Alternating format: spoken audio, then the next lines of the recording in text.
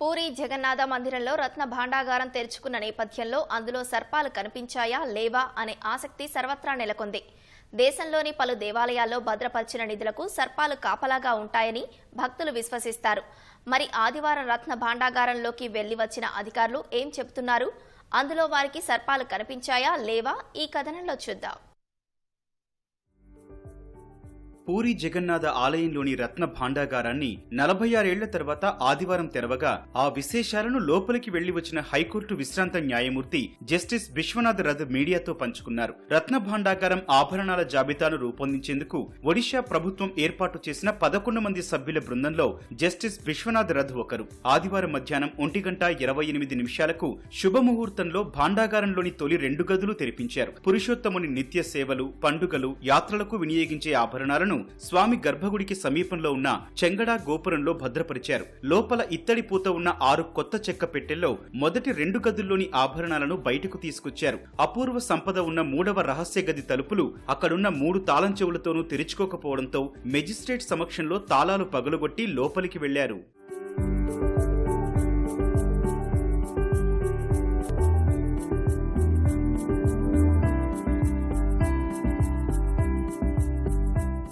మూడో రహస్య గదిని సందర్శించిన తరువాత ప్రచారంలో ఉన్నట్లు అక్కడ ఎలాంటి సర్పాలు కనిపించలేదని హైకోర్టు విశ్రాంత న్యాయమూర్తి జస్టిస్ విశ్వనాథ్ రథ్ చెప్పారు. రత్న భాండాగారం లోపల తేమతో పాటు వాన నీరు చిమ్మిన గుర్తులున్నాయని వెల్లడించారు. సంపద నిక్షిప్తమై ఉన్న పెట్టెలు, అల్మారాలు చూశామని వాటిని తెరవడానికి మరో గదికి తరలించడానికి ఎక్కువ సమయం పడుతుందని తెలిపారు. అప్పటికే చీకటి పడటంతో మార్గదర్శకాల ప్రకారం గదికి సీల్ వేసి ఆదివారం సాయంత్రం 5:20 తాము బయటకొచ్చినట్లు వివరించారు. పూరిలో బహుడా యాత్ర వేడుకల వల్ల రహస్య గదిలో ఉన్న ఆభరణాలు, రత్నాల్ని తరలించేందుకు మరో తేదీని నిర్ణయిస్తామన్నారు. అప్పుడు రహస్య గదిలోని సంపదను గర్భగుడికి చేరువలోని పూల గదికి తరలించి రత్న భాండాగారం మరమ్మతులను చేపట్టనున్నారు.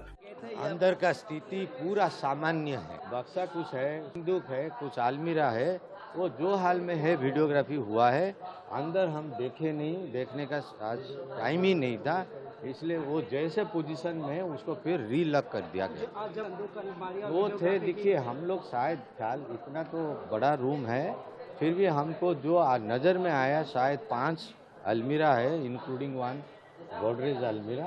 बाकी इसके बाद भी कुछ बक्सा सब नीचे पड़ा है, उसको काउंट नहीं हो सका क्योंकि अंदर का माहौल ठीक है देखने का, लेकिन टाइम हमारे पास इतना नहीं था. अंडरग्राउंड सुनिए, अलमीरा सब कवर होकर दीवार को है, हम अलमीरा तो हटाए नहीं, अंडरग्राउंड देखने का सब चांस ही नहीं. एक ही रिपेयर की बात करें तो क्या आपने देखा? नहीं, हम लोग जो देखे वो रिपेयर नेसेसिटी है, वो तो अभी एएसआई वाले करेंगे, लेकिन वो हमारा शिफ्टिंग के बाद ही संभव होगा.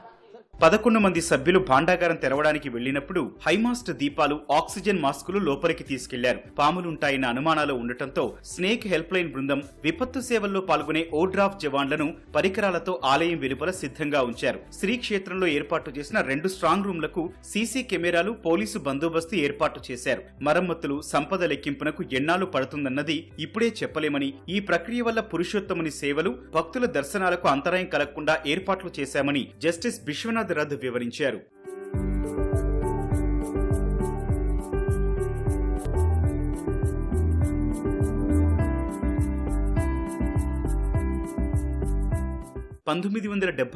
చేపట్టిన లెక్కల ప్రకారం రత్న భాండాగారంలో 12,883 భరీల 454 రకాల బంగారు ఆభరణాలు, 22,000 భరీల వెండి ఆభరణాలు ఉన్నాయి. భరీ అంటే 11.66 గ్రాములకు సమానం. ఈ ఖజానాలో 1.2 కిలోల కంటే ఎక్కువ బరువున్న 74 రకాల స్వచ్ఛమైన బంగారు ఆభరణాలున్నాయి. 12వ శతాబ్దానికి చెందిన రాజు అనంగ భీమాదేవ్ విరాళంగా ఇచ్చిన 2.5 లక్షల మాదాల బంగారం ఇందులోనే ఉంది. 1805లో అప్పటి పూరి కలెక్టర్ గా ఉన్న బ్రిటిష్ అధికారి రహస్య గదిలో 1333 ఆభరణాలు ఉన్నట్లు జాబితా రూపొందించారు. 128 బంగారు నాణేలు, 1297 వెండి నాణేలు, 106 రాగి, 24 పురాతన బంగారు నాణేలు కూడా ఉన్నట్లు కొన్ని కథనాలు ప్రచారంలో ఉన్నాయి.